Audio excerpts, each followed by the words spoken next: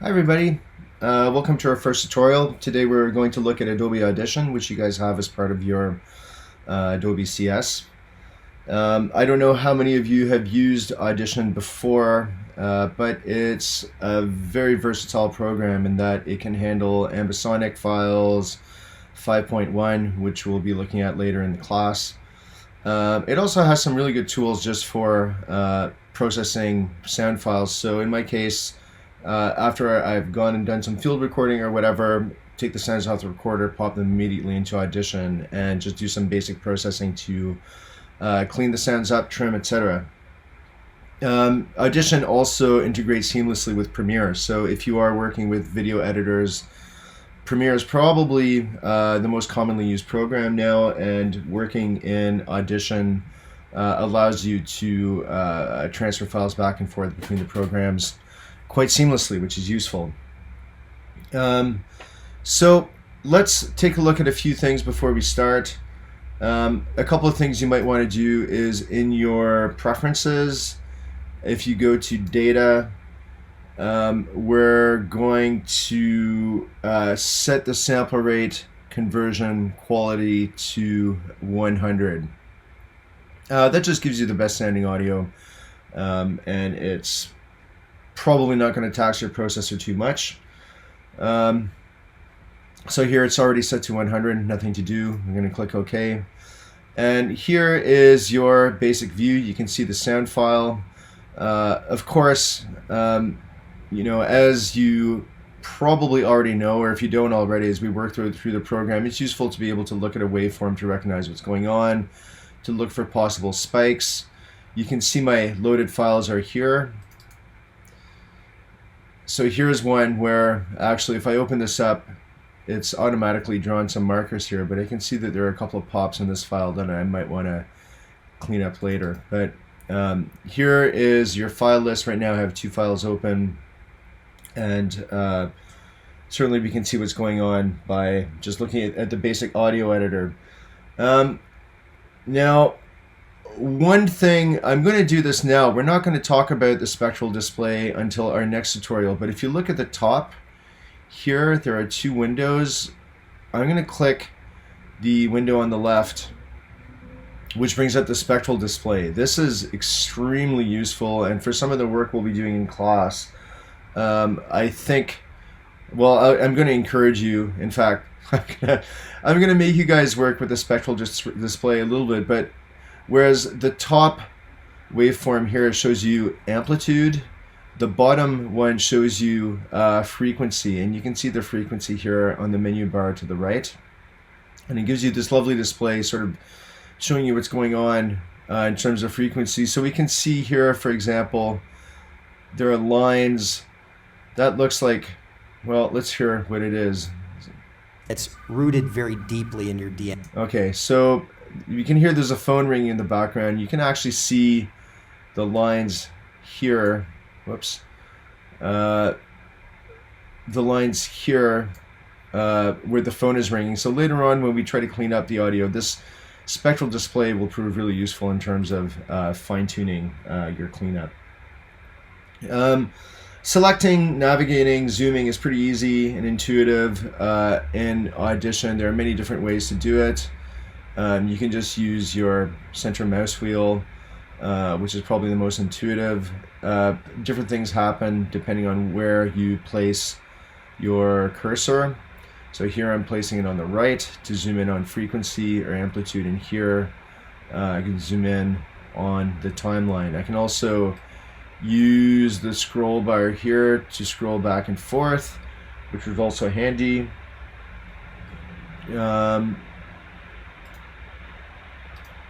So it's another one of the reasons why Audition is so popular. It is really easy to navigate, and it becomes intuitive, which when you're working is something that's very important. So it just works well in terms of that. So as I said, you can grab the handles, you can move things around. You can also use the plus minus keys on your keyboard to zoom in and so on. You can customize the workplace really well, so you can drag panels around, place them in different places.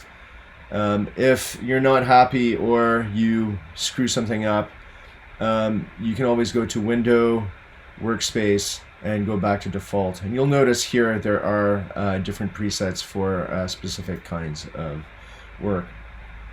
One thing to keep in mind, of course, is that the editor is destructive. So I think it's always a good idea to save your file, name it, and work on a copy of the initial file. You can always trash the original file later on if you're happy with everything that you've done. But it is destructive. Destructive, that's not a word.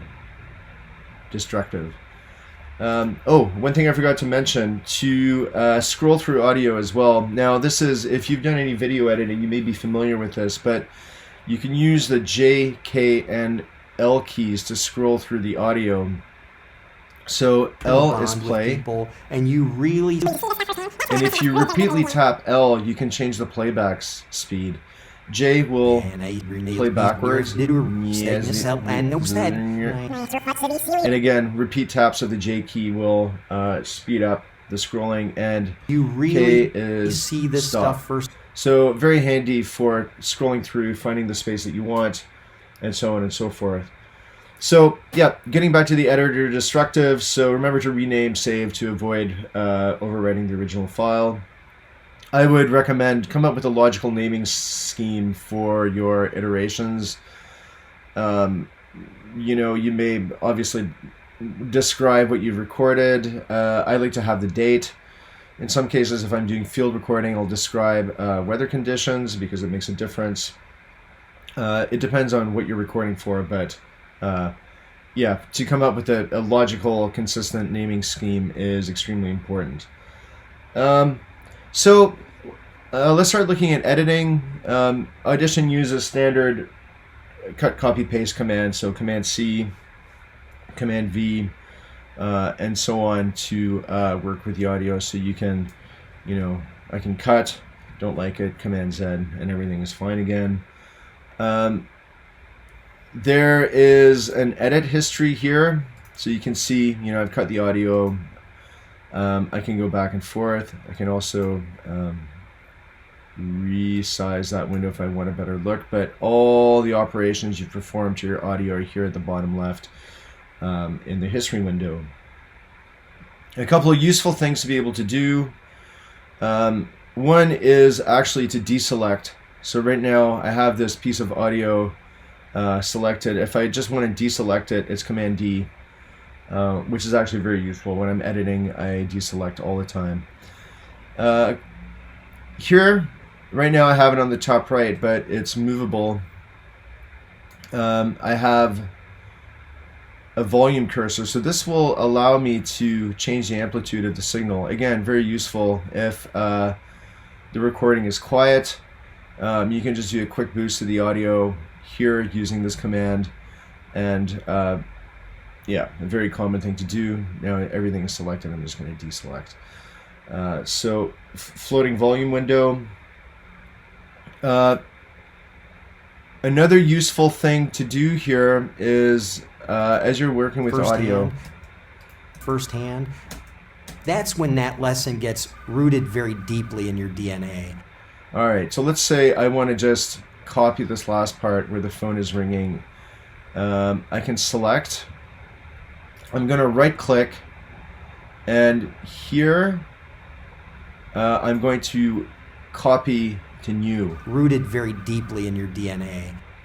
So here I can work on this section individually. So again, a really useful thing to be able to do to extract pieces of audio. You can see here that the part that I've extracted now is it's still untitled, it hasn't been saved, but it's showing up on my file list here.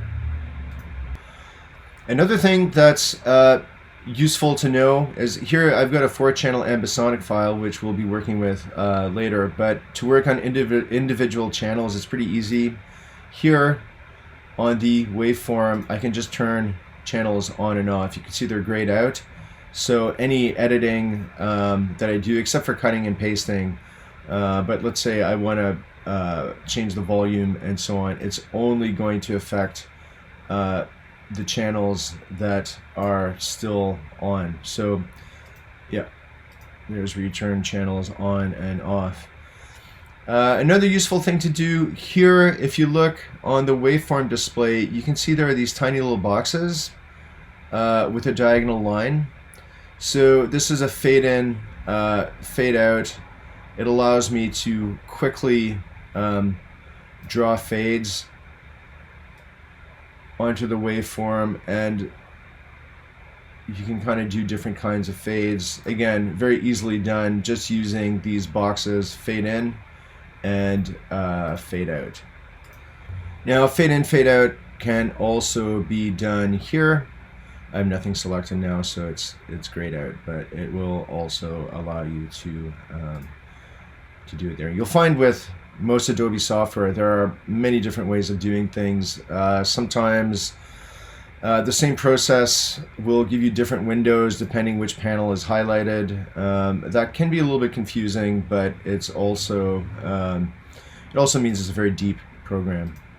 A couple of other useful things that perhaps aren't obvious right away. So we did a copy to new earlier, where I just selected a piece of audio. I right-clicked so that we could work on the audio individually. So here's the piece that I was working on. Let's say I'm going to change the volume. So I'm going to copy that. I'm going to go to the original file, which is here now. I've deselected that, unfortunately, but what I can do, which is quite interesting, is here I'm going to mix paste. So mix paste allows you to blend audio in different ways. You'll see here paste type. I can just insert it, in which case it's going to add the audio in at the timeline. Let's do that. All right, so you can see now I've got the loud, distorted, clipped audio. It just kind of pushed the other piece of audio forward. I don't want that. Whoops. What you can do also is overlap, which is interesting. You'll notice here you have two sliders that will allow you to change the level of the copied audio and the existing audio, so that it's kind of a mixer that it will allow you to blend the audio the way that you want. Overwrite just will completely remove the audio that was originally there. Modulate is actually a really interesting creative effect. It gives you kind of a vocoder type effect. It's a fun creative tool, maybe not that useful if you're working with broadcast audio and so on, but it's a neat thing to do. You notice here also you can mix paste from either what you have in your clipboard. So earlier I copied the chunk of audio that I was working on, but you can also load a separate file and do it from there. If you want, you can also invert the copied audio, which is kind of an interesting thing to be able to do, to use phase cancellation to get rid of part of the signal, which is something we'll be talking about in a later class. Other things that might be useful is to use markers, of course. So when you're recording dialogue, pretty simple. And you really see this stuff firsthand. And you just hit M and you get a marker dropped.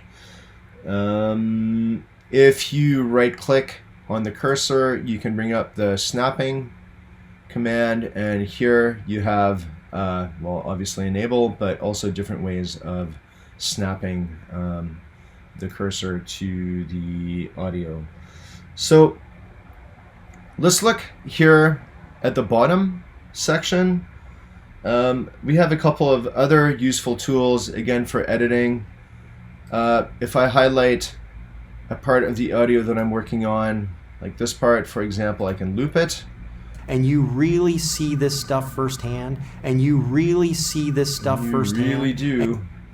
So this will loop a piece of audio.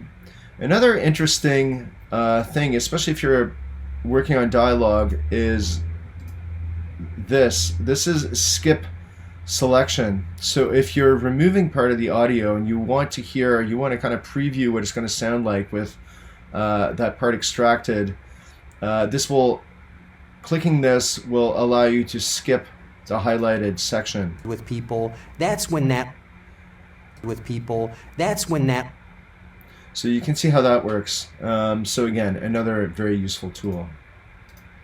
Another thing that I use Audition for all the time is to get a really detailed look at what's going on with a WAV file. So two of the most useful windows are amplitude statistics, which is here. I'm going to click that. It brings up this window here. What I can do is hit scan, and it will tell me everything that's going on in the WAV file. And even within amplitude statistics, you have other windows that give you a fairly detailed look at what's going on. So here, one thing probably you'll find useful, or a few things, are here, total RMS amplitude, minimum, maximum, and average, just to see what your levels are like overall. I mean, this, you can see this WAV file is relatively quiet. I probably would want to boost that up, but this gives me some idea what's going on.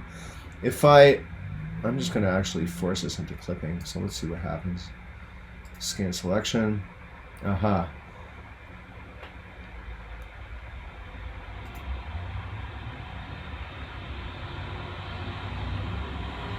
Oh, never mind that. So if you have clipping, one thing you can do is go to Window, Diagnostics, and we see here we have some fairly useful things you would want to do, again, particularly if you're working with audio to video. Declick, declip, delete silence, mark audio.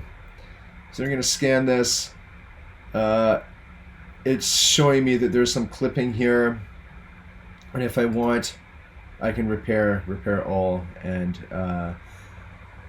it's done. So they're very useful, quick, and simple way to repair audio. You'll notice also that we have different settings here to tell the program how to scan the file and how to clip. So restore, heavily clip, lightly clip, normal. Probably normal is the most useful setting here. Other things that I like to use are frequency analysis. So here, and again, service. It's a reminder that we choose the direction that we go. You can see what's going on in the file in terms of frequency, if things are biased towards low or top end, which is useful. And yeah, there you go. So when you're editing a file, of course, you have a lot of built-in effects, which can be found under the Effects tab here. Amplitude and compression, delay, echo, and so on. These are pretty self-explanatory, but lots of useful tools for just doing some basic work on your file. A lot of these tools actually live here in the top left on your favorites panel. So this panel actually can be customized to contain the tools that you use most. I actually use the favorites file quite a bit. Also, eventually we're going to look at, you can program a combination of effects here using record. Basically define a bunch of processes that you want applied to your file, and then hit play, and Audition will apply those processes in sequence as you've told it through via the favorites panel. So quite a useful thing. We're not going to go into too much detail here, but a lot of useful effects do live here. Another useful thing here is the effects rack. So here you can plug in VSTs, AUs that you have. So you can use external effects in Audition as you would expect. Now, one thing to know about this, though, is especially if you're using Audition for the first time, you're going to want Audition to scan your effects to recognize basically which AU and VST plugins you have. So I went to Effects and I opened the Audio Plugin Manager here. So probably the first thing you're going to want to do is to tell it to scan for plugins. I'm not going to do that right now because it can take a while. And that way they will appear in your AU VST menu. If you've already done it but you've added plugins in the meantime, you can either enable them here, rescan existing plugins. Well, probably you're not going to want to do that, but you can get Audition to scan individual plugins rather than go through the whole thing, which can be pretty time consuming. But yeah, always useful to be able to use your external plugins. So let's go through some basic things you would want to do in Audition after loading your files onto the computer. These are things I would suspect you would want to do with our first project, for example. So just basic processes, cleaning up, and yeah, essential processing. So the first thing that we're going to do is we're going to bring the level up. So as I explained, we can do it here using the volume knob, but looking at this file, you can tell that it's quite quiet. The waveform is pretty low. Now, you can use the volume knob, which I do sometimes, but probably the method that I use most is actually just going into the favorites. I'm going to normalize the audio. Now you'll notice there are two different settings. You can normalize to -3 dB or minus 0.1. I'm going to normalize to -0.1. Now there are two ways to process the file. I can just double click. Whoops, that didn't work. You can double click and it will do it, or you can just highlight. I'm going to undo that. You can just highlight the effect you want applied and hit play here, and now I've got the audio file normalized to -0.1. The other thing that you probably want to do is to look at the file and check for pops and spikes. Now here it looks like I have a little pop here. So, I mean, a simple way to do it is just to highlight, maybe get a little bit closer here, move that over a little bit, highlight, and just delete. I'm just going to delete because I'm not editing to video here. One thing that Audition does very well is that it matches it kind of crossfades the waveform after you perform things like cuts. So with some audio editors, if you do this, you need to be careful because the wave might not match up at the 0 point, if that makes sense. So what happens as a result is that you get a little pop or a click because the wave just kind of cuts. But Audition gives you a nice crossfade. Yeah, and you can hear it just silence. It's actually done it very smoothly, very well here.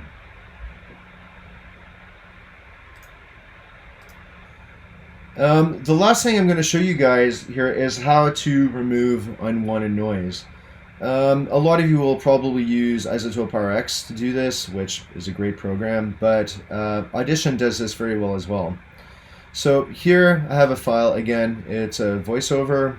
It's a little bit low. I'm going to bring it up, so I'm going to use the volume here. All right, Command D to deselect.